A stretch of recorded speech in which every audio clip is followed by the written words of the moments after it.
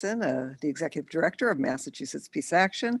Welcome. Please say hello in the chat, where you're from, your name, anything you want to share that you're working on or organizations you're affiliated with. Tonight, we're looking at this weird House party. Is there any peace in this Republican-led House? What will the impact be of a Republican-led House? And we have some terrific guests. Wei Yu, who is our coordinator at CODEPINK of our China is Not Our Enemy campaign. We'll talk about this new House Select Committee on China. What's that all about? And then we'll hear from Oscar Chacon of Alianza Americas about immigrant rights and Biden's new crackdown on immigrants. And then we'll hear from Dave Dan. He's the he's the top dog, the editor of The American Prospect. He's been with us before. He's got encyclopedic knowledge about what's going on the Hill. So we look forward to hearing from him. And we have actions lined up to oppose the training of Ukrainians in Oklahoma on the Patriot missile, to oppose the shipment of Patriot missiles to Ukraine. We have an action that Cole's going to lead us on pertaining to Harvard and Palestinian rights. And we'll also let Congress know that we don't appreciate the agitation for a confrontation with China. We want cooperation, not agitation. So with that, I'm going to ask Cole if he has an update he'd like to share. The only thing I will share is at Harvard, we have a brouhaha about Ken Roth. Human Rights Watch is the most conservative of the major international human rights NGOs, but they too have called the Israeli government an apartheid state.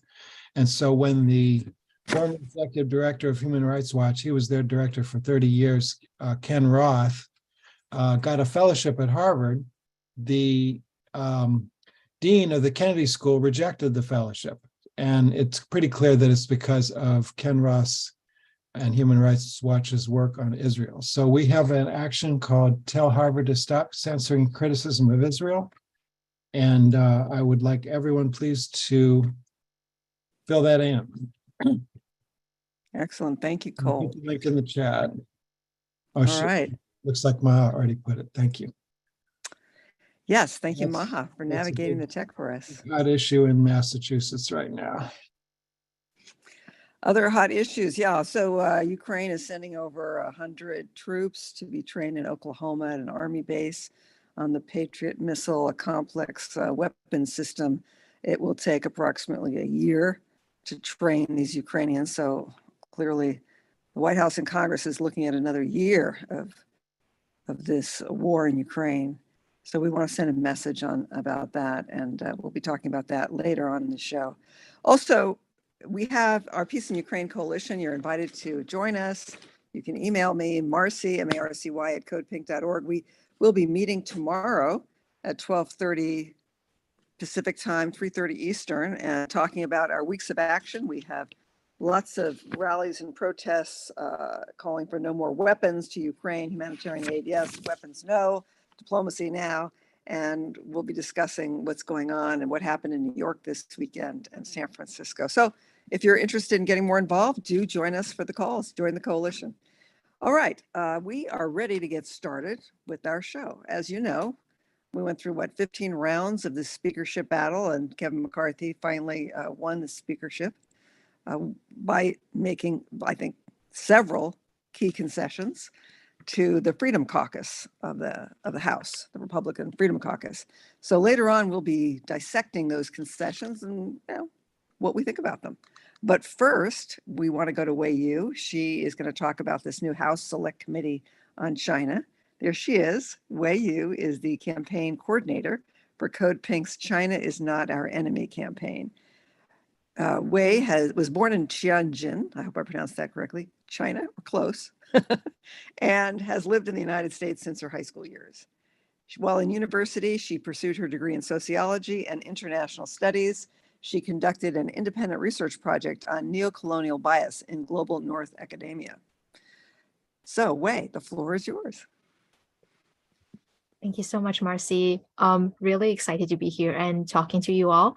So like Marcy said, my name is Wei. I am the coordinator for CODEPINK's China is Not Our Enemy campaign. And our mission is to counter US aggression towards China through love for humanity and dedication to mutual respect, cooperation, and world peace. And in the last 3 years, we see the political discourse is becoming increasingly hostile towards China, and the hearts and mind of progressives, our empathy, is being used to justify aggressive and unproductive foreign policy. So for our campaign, we do a lot of work to educate progressives, and you can see all of our education materials on CODEPINK's YouTube channel. So since the invasion of Ukraine, we sort of pushed China to the back burner just a little bit, but now we are seeing this attention coming back to China. For example, with this new select committee on China, this with the new Congress controlled now by with the new Congress now controlled by the Republicans, the new Select Committee on China is the first committee ever in Congress to focus on competition with another country. So this has never happened in the history of the United States. It's driving hate, it's driving war.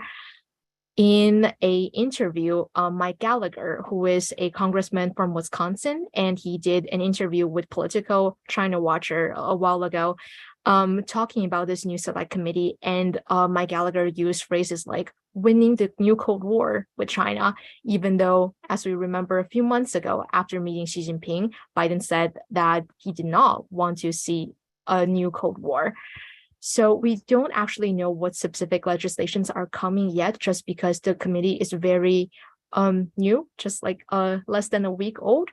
But it does look like they will whatever legislation this committee will move forward is going to receive support from both Republicans and Democrats. And this is why progressives have to stay alert. Although in this vote to create a committee, we did see 65 Democrats voting against it. As we may remember, last October, there were 30 progressive legislators who delivered a letter to call for peace and negotiation for Ukraine. And so now we have 65 who are voting against more war and aggression. So it does look like it's easier for us to prevent a war from starting than to stopping a war. So a lot of work for us to be done now. Among the 65 Democrats, one of them is Hank Johnson from Georgia. And then we love Hank Johnson because we worked with him in the past after the Atlanta spa shooting back in March 2021. And he actually called out that the creation of this committee is driving physical violence and emotional harm against the Asian American community.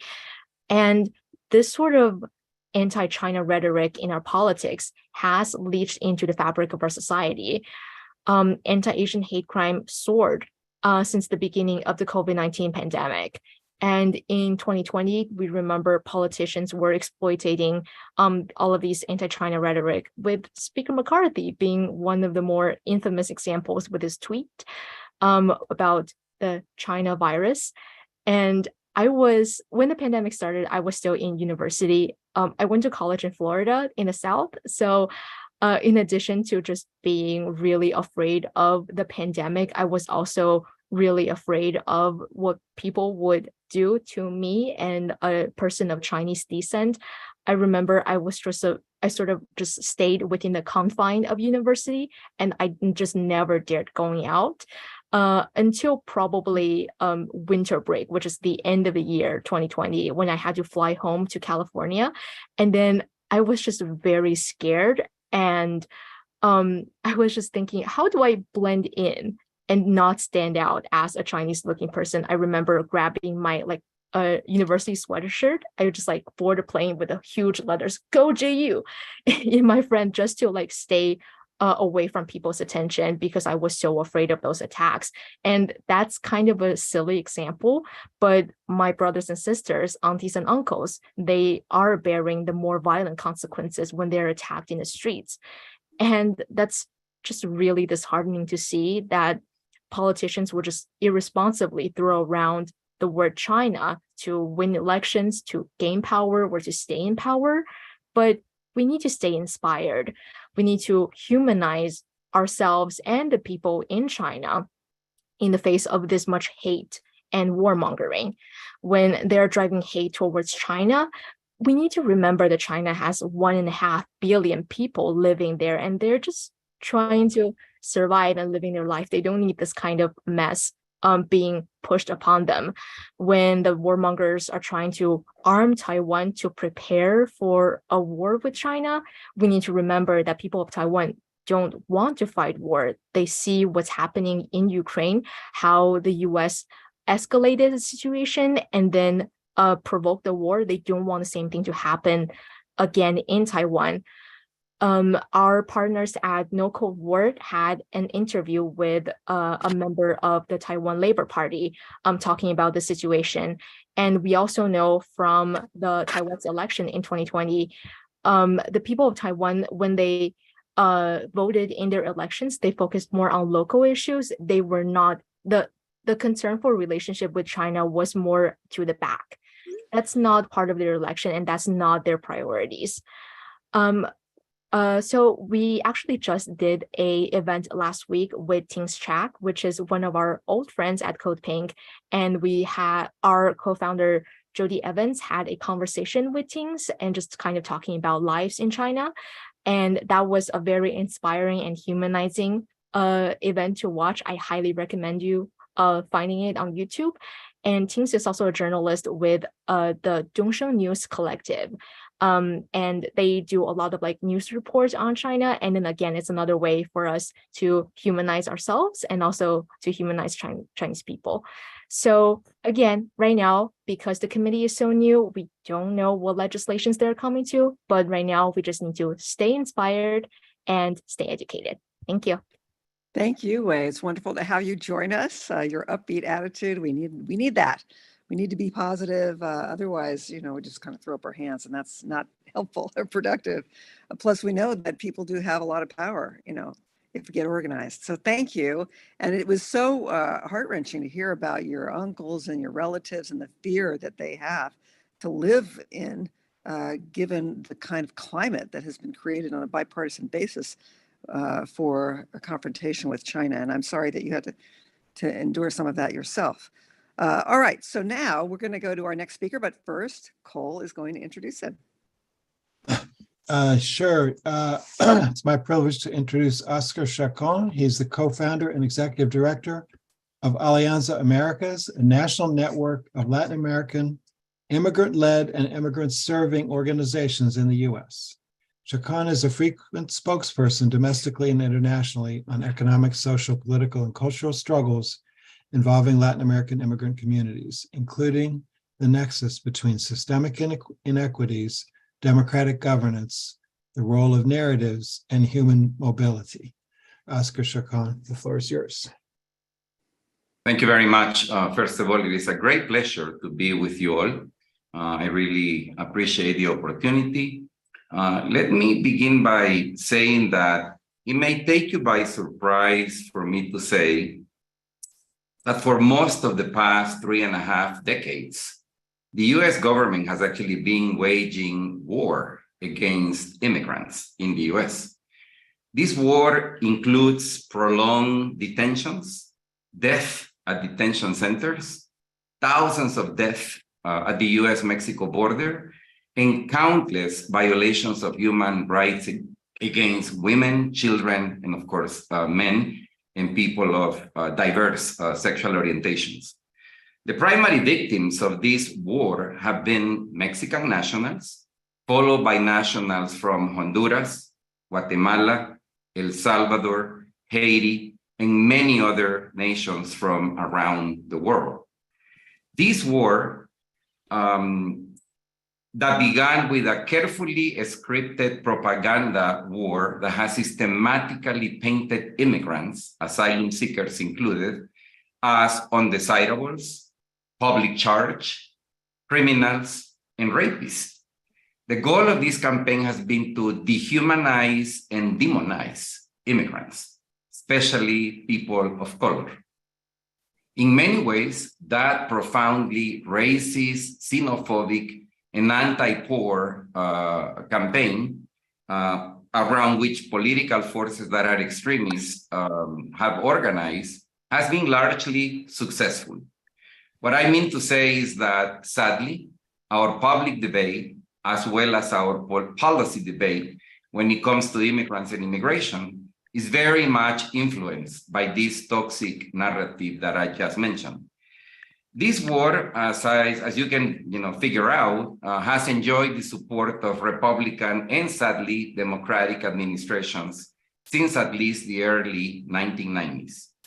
This is a war that has cost tens of billions of US taxpayers' money, mainly in the form of reinforcing militarily border control, as well as reinforcing policies that detain and punish immigrants residing in the US. It is important to also point out that immigrants have made a vast social, cultural contribution to thousands of communities across the US. In reality, immigrants and immigration as a social process has been a major gain for the US, particularly from the perspective of immigrant workers who maximize profit making and maximize wealth generation in the US. I mean, it is obviously sad that wealth generation is so incredibly unfairly distributed in the US, but immigrants actively contribute to wealth generation and profit making. However, when it comes to the way we continue to treat people coming to the US, particularly those who can only come by crossing borders without permission, you would never know how invaluable immigrants really are. Now that the Republican Party has taken control of the US House of Representatives, we expect anti-immigrant attacks to increase exponentially, as immigrants will continue to be elevated as a central topic in the way towards the next US presidential election, just like Republicans have done, essentially since 1994, when they discovered the power of fear by linking immigration, economic downturn, and other fears that many people have, many of them legitimate, in the US. We need to reinforce our efforts to fight back against these lies-based and hate-filled narratives about immigrants and immigration, particularly at the local level, where building broad alliances will be critical. We will also need to continue to press the Biden administration to do what is right. It is going to be an uphill battle, as the Democratic Party appears to continue to be trapped by the toxic narrative led by ultra-conservative political forces. The announcement recently made by the Biden administration, which in many ways contain elements that we celebrate, for example, the idea of creating more official pathways for people to be able to enter the US who deserve to be protected and provided support, sadly gets to be combined with many elements that for all practical purposes will lead to fewer people actually finding ways of enjoying the kind of protection and support they are seeking. We will also need to continue to educate as many people as possible about the multiple factors that have forced so many people to have to flee their own nations of birth, including the level of US responsibility with creating those very conditions that unfortunately lead so many people to be forced to flee their countries. The recent meeting held in Mexico City, where both the head of state of Canada, Mexican President Andrés Manuel López Obrador, and President Biden were in attendance, was actually kind of a wasted opportunity in as far as really pointing out to new ways of acknowledging how immigrants has been beneficial to the United States of America, and also beneficial to millions of households in Latin America as a result of the tens of billions, actually hundreds of billions of dollars that are sent to families of immigrants in the US who have been definitely benefit by remittances sent by these immigrants. I would like to just end by saying that we will obviously need to double down on our efforts to help people, to to change policies and to change attitudes, which is a much harder thing to do. And I surely hope that we can continue to partner with all of you in advancing these issues that are critical in the times we are living. Thank you very much. Thank you, Oscar Chacon of Alianza Americas. What you said really resonated. You know, it's like the narrative and the propaganda, the attitudes precede the policies, right? We wouldn't have these horrific policies if we weren't, prey to these narratives that, well, for example, I was just on Twitter and Marjorie Taylor Greene of the Freedom Caucus, she's tweeting about how we're going to drive out these invaders. And my response was, the last time I checked, we were the invaders. So yeah, we're going to really have to push back. And I really appreciate what you said about organizing on the local level and embracing our partners on the local level. Years ago, I submitted a public records request. I lived in Santa Monica and almost fell off my chair when back came these documents showing that our police chief had signed a contract to support ICE and help with ICE raids to the maximum extent possible. And that ended after that. But we need to do those kinds of searches and stand with our brothers and sisters who are under attack. So thank you so much, Oscar. Okay, our next speaker is a good friend of mine, an old friend of mine, Dave Dayen, who's now the editor of the American Prospect, a fine publication. We are so honored to have you with us, Dave, tonight. He's the executive editor. He's the author of Monopolized: Life in the Age of Corporate Power and Chain of Title, How Three Ordinary Americans Uncovered Wall Street's Great Foreclosure Fraud, which earned the Studs and Ida Turkel Prize. Dave Dayen was the winner of the 2021 Hillman Prize for Excellence in Magazine Journalism. So we are thrilled to have you back with us on CODEPINK Congress. Welcome, Dave Dayen. Thank you, Marcy. Thanks for having me back. I really appreciate it. Obviously, we have begun a new Congress, and this is I assume, intense interest to your many listeners here on the call. As we know, we started with a quite unusual selection for speaker. We haven't seen the likes of that in over 100 years. That it took 15 ballots to get a House Speaker elected.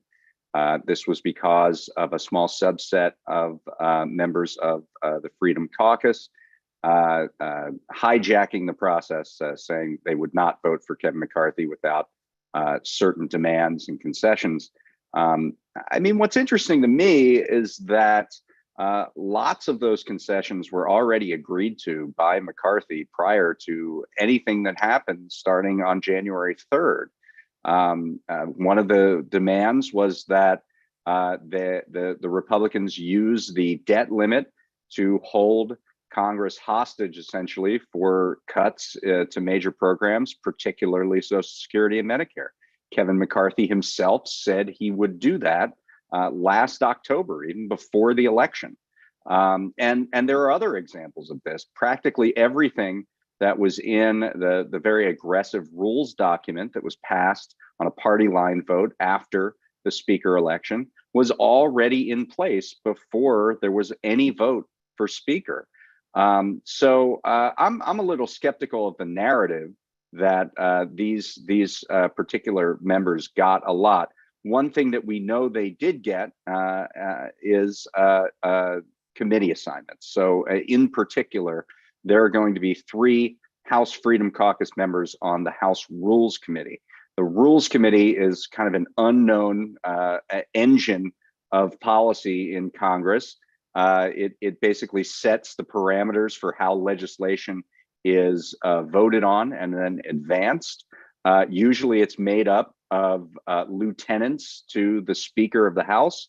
In this case, there are 3 members that are going to be members of the Freedom Caucus. And in the event that they vote against a particular rule or means by which legislation comes to the floor, there would be a tie in the House Rules Committee. So this actually gives Democrats a little bit of leverage, if you think about it, because they can partner with those 3 members to create these ties and essentially gum up bad legislation. However, I don't know how far that Democratic / Freedom Caucus coalition will hold or even be beneficial to the people, progressives and the people on this call. One thing that I do think is an opportunity for bipartisanship, and that's not something that you hear very much in Washington. It's certainly not something that progressives relish most of the time. Usually, when you hear the word bipartisan, the moniker is to watch your wallet. But in this case, I do think there are some opportunities for bipartisanship on militarism and war policy. Some of those members of the House Freedom Caucus were individuals who were in support of things like the War Powers Resolution to end the war in Yemen. Representative Ro Khanna worked with people like Matt Gaetz to get that passed. It was the first War Powers Resolution in the history of Congress to ever pass one chamber. And there are going to be opportunities like that. Number one, that war is still ongoing, for example. There are other opportunities in things like surveillance, where we've seen over the last weeks and months the ways in which the intelligence community has insinuated itself, whether through social media or other means, into trying to control the dissemination of information. I do think that there is some bipartisan interest in reining in that surveillance state. I think there's some bipartisan interest in reining in some of the militarism that we see abroad, and more so in returning the power of the purse to the Congress, which as you know, over the last decades, it's sort of been lost. There was one question or comment in the chat that I saw go by about this presumed $75 billion cut to the military budget. I don't believe that was true. That is going to happen. Even members who were against the selection of McCarthy as Speaker, people like Chip Roy, representative from Texas, have said no, that wasn't part of the deal. We wanted to rein in federal spending, but not military spending. That's magic spending that you never have to rein in, right?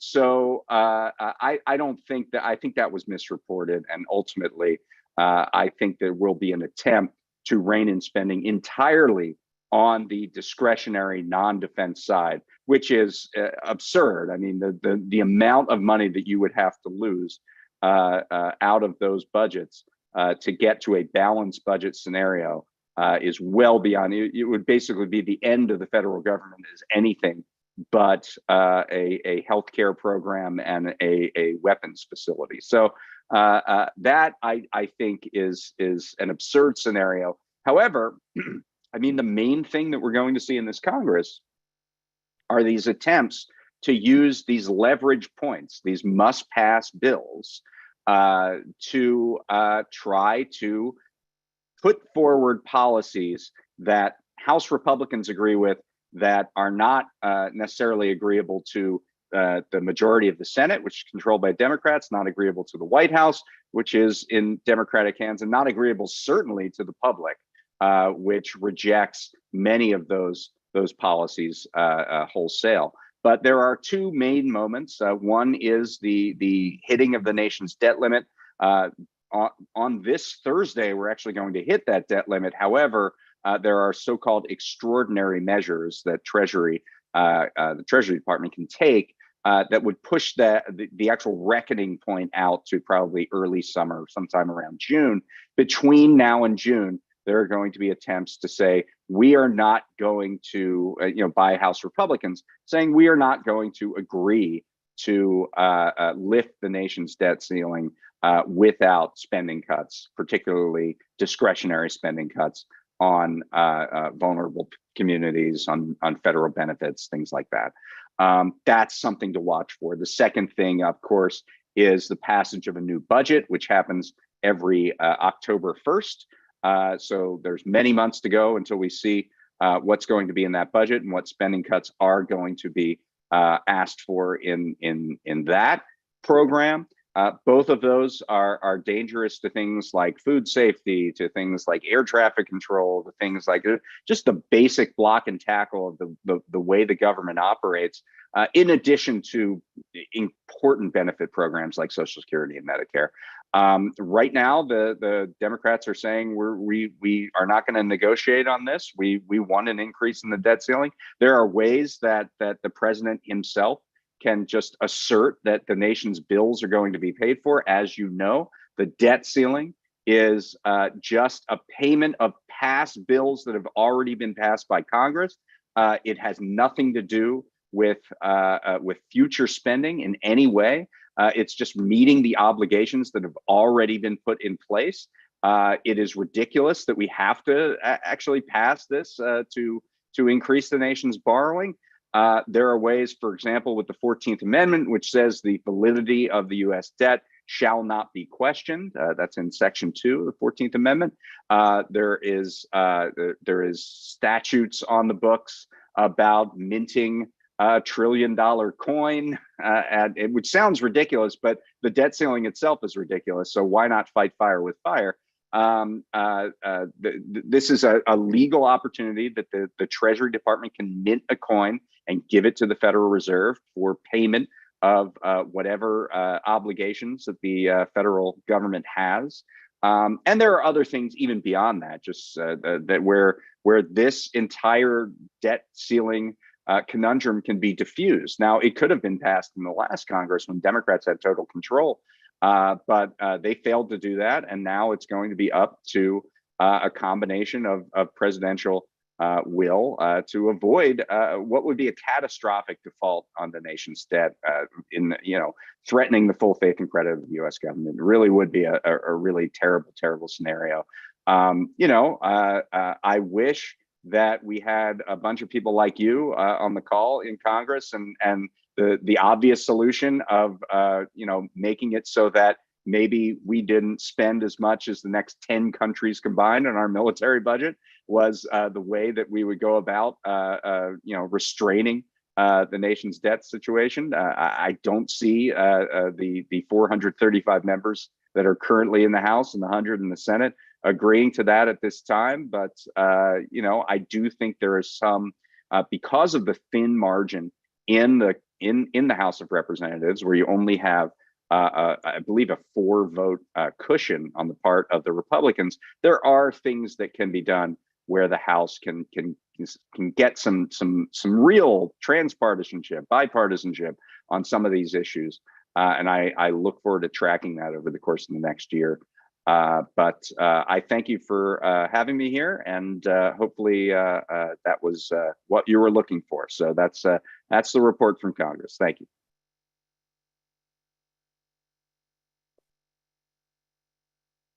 Okay, thank you so much. Dave Dan, Executive Editor of the American Prospect. We're going to go now to our Q&A, and then we'll do the actions at the end, because we've got everybody here with us. So if we can show Oscar and Wei and Dave all on the same screen with Cole and myself, then we can have our Q&A. We're taking some questions from the chat, so feel free to post your questions there as well.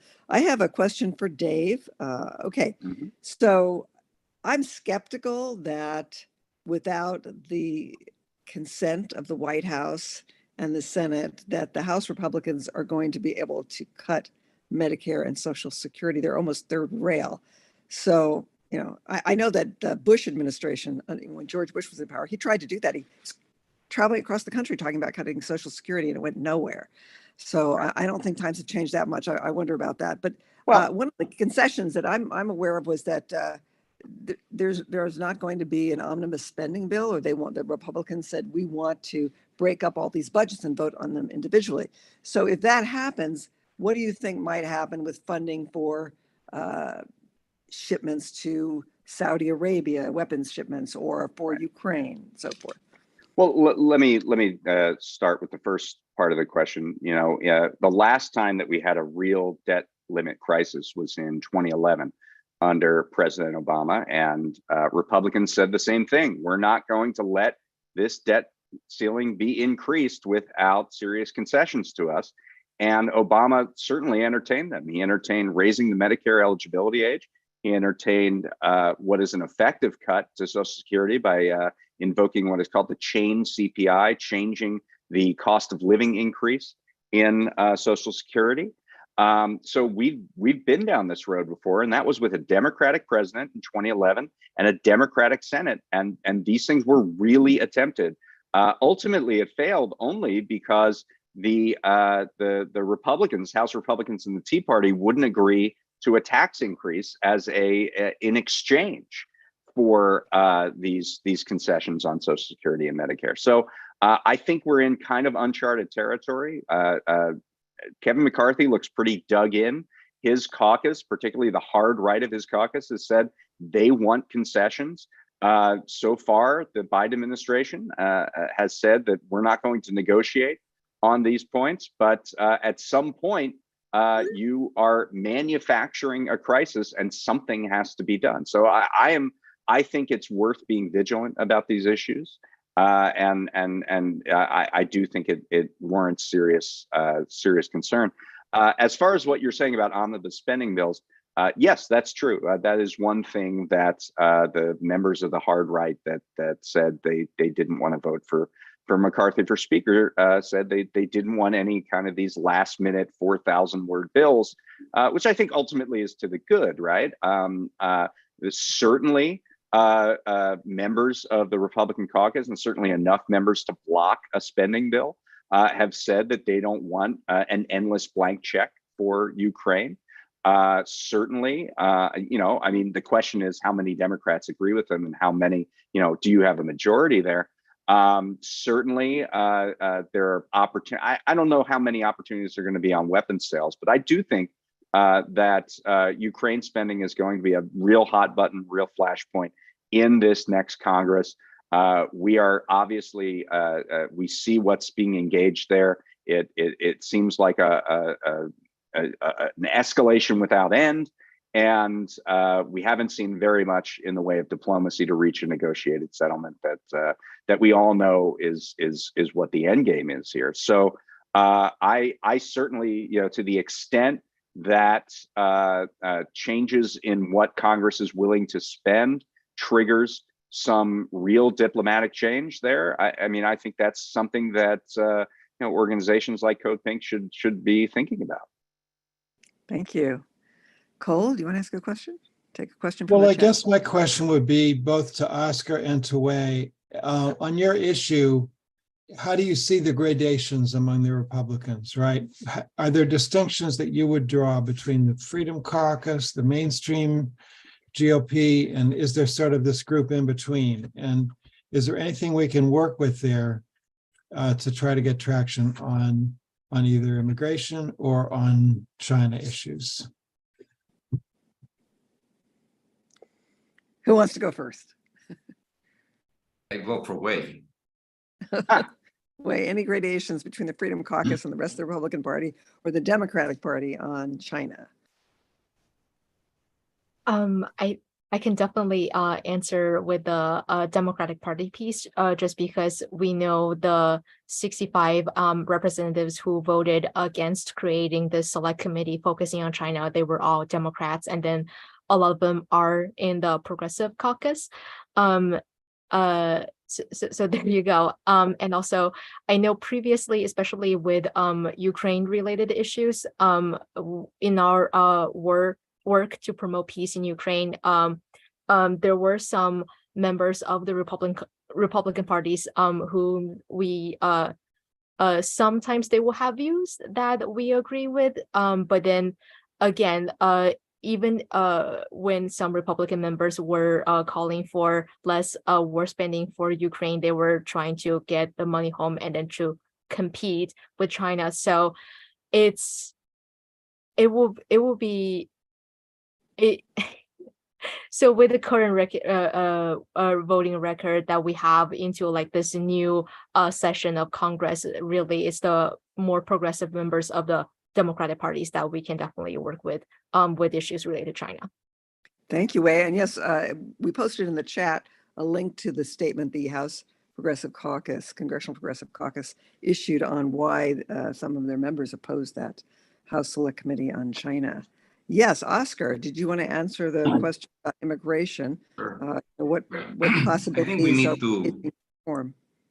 I think we need to just come to grips, with the fact that there is such a stronghold by political forces that have been for many, many years, very disciplined in driving an anti-immigrant agenda, particularly anti-racial minorities in the US, anti-Mexican campaigns, that from my point of view is very hard, to imagine that there is any particular group of Republicans that would be, frankly, positive about the idea of considering, legislative changes that would actually be beneficial, to immigrant communities.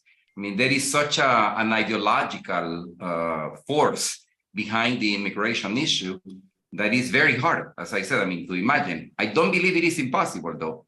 I think we need to do a much more one-by-one case analysis, and particularly see how we can actually do more work at the level of districts, at the level of states, to actually see if we can successfully pressure some Republicans to engage in potential common ground on matters such as, the ultimate fate of young immigrants who have had temporary status via DACA for many years now, people who have had temporary protected status, which is kind of funny because it's called temporary, but some of these immigrants have been here for 25 years on their so-called temporary, status. There is also the question of agricultural workers. Many large agricultural industries, businessmen are actually Republicans, and they would not be able to operate, without immigrant labor force. And like that, there may be other particular issues that may be positive. The biggest danger is what Republicans may require by way of trade-offs. And that is always a danger that we need to be fully aware of. I also feel, just in general, that business leaders, and Nidia asked this question in the chat, business leaders who often have good things to say about immigrants have not actually been very forceful in really making their influence be felt when it comes to actually forcing Republicans, but also Democrats, to really carry, to the point of actually passing positive legislation. I think some of the rules that were involved in getting McCarthy elected may actually make it more difficult to actually pass legislation in the form of either riders, to larger bills, because they will be very carefully looking at larger pieces of legislation. And so again, it's going to be a tall order one way or another, but I don't believe it is impossible.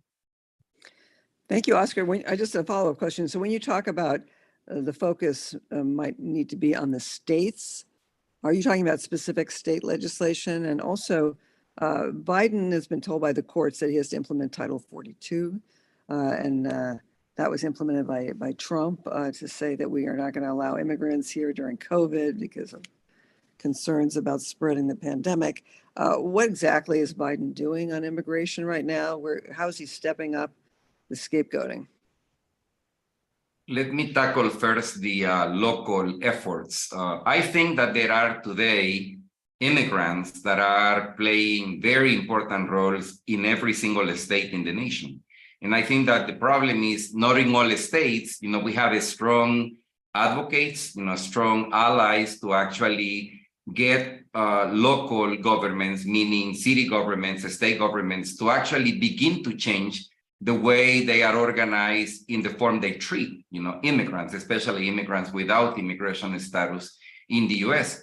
This is true in a city like Chicago, as it is true in a city like Nebraska, Omaha, Nebraska, to mention just two examples. But I really believe that there is a lot to be done, not only in terms of changing local policy to improve the way we treat immigrants that are playing such a vital role in local economies, but I also believe that it is an educational action as well that can have multiple other effects.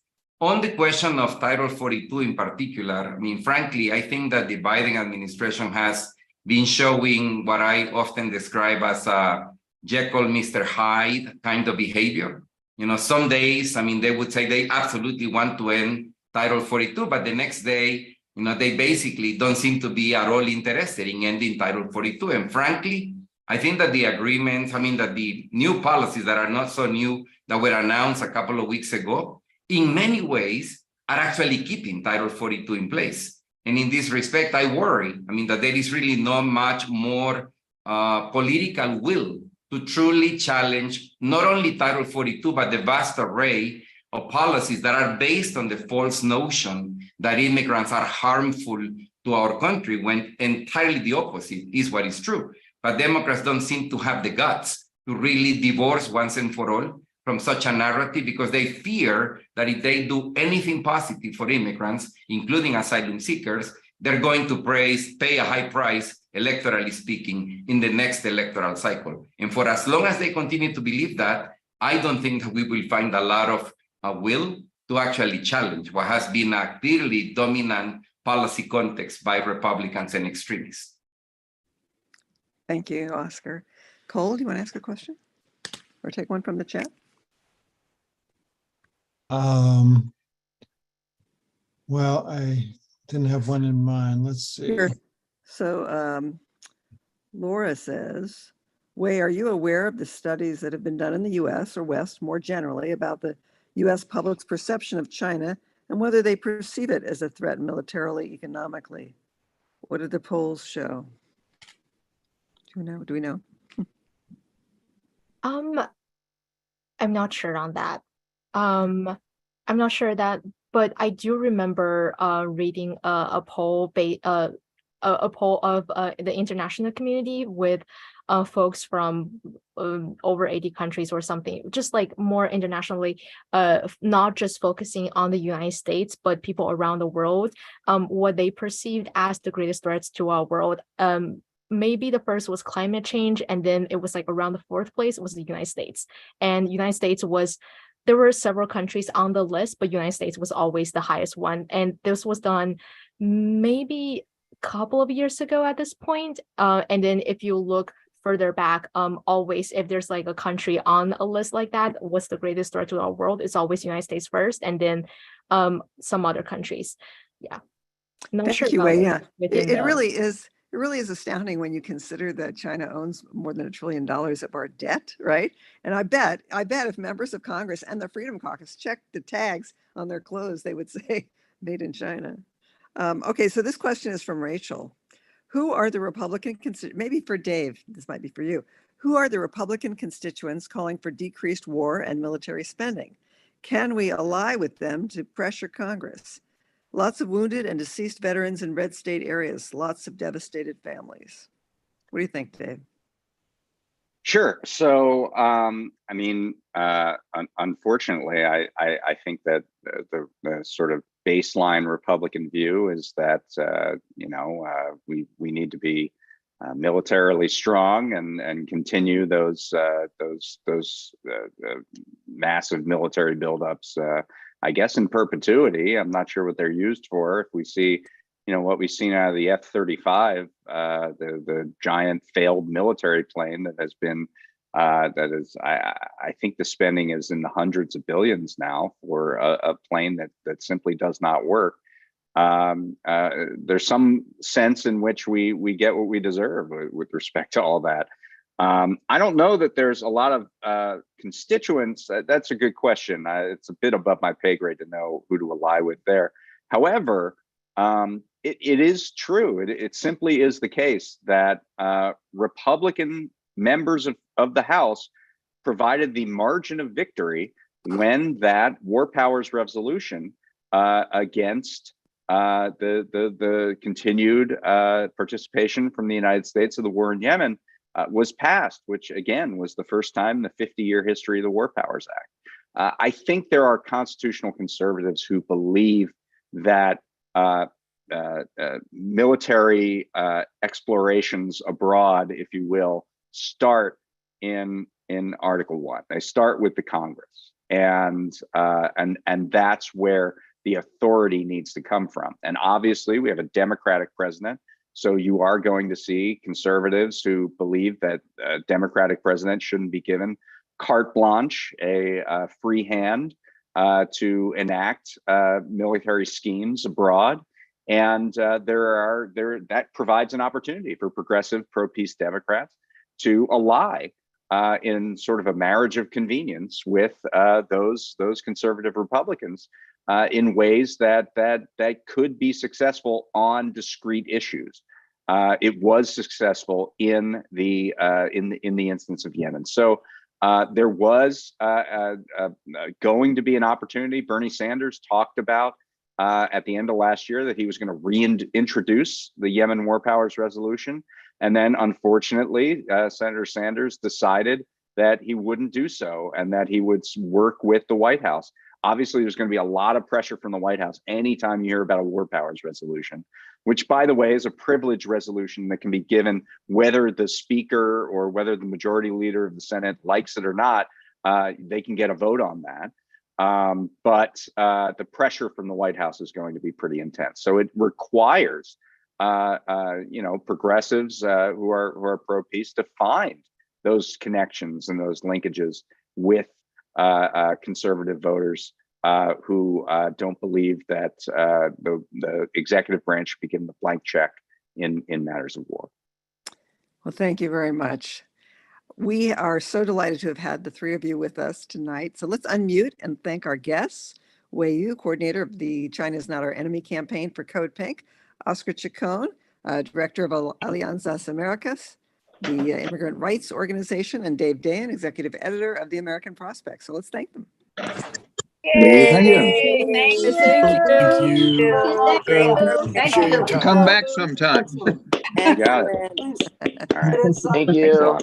Thank you. Good deal. Okay, and now, Medea, somebody mentioned Medea. I think she's with us somewhere in the background. She had another event tonight. She's so busy with her book tour, but we do appreciate Medea every minute that she's with us. So now we're going to go to some actions. Please stay with us. We have some one click, and you send a message to Congress. So Maha is posting in the chat a one click, say no to the Patriot missile shipments to Ukraine. This is only going to escalate the war. You know, the Biden administration might say, oh, these are just defensive. Congress, oh, these are just defensive weapons. There's really no such thing as a defensive weapon because every defensive weapon triggers an effort on the adversary's part to overcome that defensive weapon with an offensive weapon, and on and on and on. So we know that we now have 100 Ukrainians arriving in Oklahoma at this Army base to be trained for a year on how to operate the Patriot missile system. This is not good. This is not what we want. This is not going to bring an end to this horror show in Ukraine. So please click on that. And Maha is also posting in the chat another action. And this one is from our China's Not Our Enemy campaign, which says to Congress, we don't want this House Select Committee. We don't want to agitate for military confrontation or any kind of confrontation with China, home to 1.5 billion people. We want cooperation, global cooperation. So please click on those and weigh in on this with your Congress members. I don't know about you, but whenever I do, I usually get a letter back from my congressperson. It may not be what I want to hear or want to read, but they are paying attention. And then Cole, you have an action as well, yeah? Yes, my action is, I wonder if I can share this. This is about Ken Roth, the former director of Human Rights Watch, who has been denied a fellowship at Harvard's Kennedy School of Government because of Human Rights Watch's criticism of Israel. And so this is a flagrant violation of academic freedom, and we want Harvard to hear about it. This message would go to 5 Harvard deans, or 1 president, 2 deans, and 2 PR offices. Bunch of Harvard officials. Thank you, Cole. And if you don't have time to do all 3 actions, save the chat. So you have the links and you can do them after we end the call. Okay, and here's the China's Not Our Enemy message to Congress. 1 click, and then you can send a message to your House representative and your 2 senators, US senators. And that's how you do it. There you go. All right, so we're going to close with just a couple of announcements.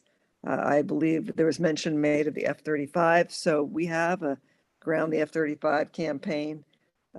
Danica Katovich, one of our co-directors, she's running that campaign, and she'll be joining us the first Tuesday in February, along with hopefully some people from Canada. We want to look at the left in Canada and their pushback on NATO as well as the F-35, because we're sending a lot of F-35s to Canada.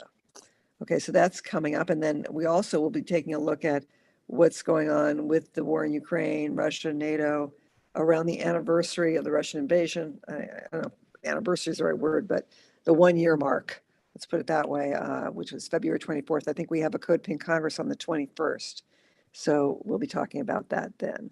And again, we have our Peace in Ukraine Coalition call. Do join our coalition if you are concerned about this ever escalating war, what it's doing to the climate degradation, what it's, the threat of a nuclear confrontation, global food shortages and so forth. We really need to bring this to an end as soon as we can. And we need all of you to join us. So that's peaceinukraine.org. You can sign up right there. Or you can email me, Marcy, M-A-R-C-Y, @codepink.org. Any closing remarks or announcements, Cole?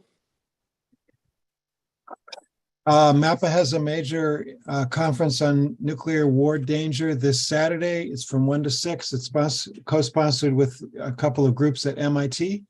And so I could put a link in there as well for people to join. We've got a whole bunch of important speakers. Medea Benjamin is only one of a great many of. Yeah, sounds terrific. And before we leave, I just want to thank all of you for joining us. I know Alan Minsky has been on the call. He's the director of the chair of Progressive Democrats of America. And we've had Vicki Elson from the Nuclear Ban US campaign. I saw a number of friends from other organizations. So I have a shout out to you all for joining us and making time and space for this really important call. Please do share our actions, our one clicks with your networks, with your friends on social media. We need lots of voices. We need to amplify the voices. And do save the chat. It's the bottom of your chat box, the three dots. And with that, we're going to say goodnight and thank Maha Khan for doing all the tech to make this happen. We really appreciate you, Maha. And thank you, Jody Evans, for starting CODEPINK with Medea Benjamin. Jody's been joining us too. All right. Take care and good night.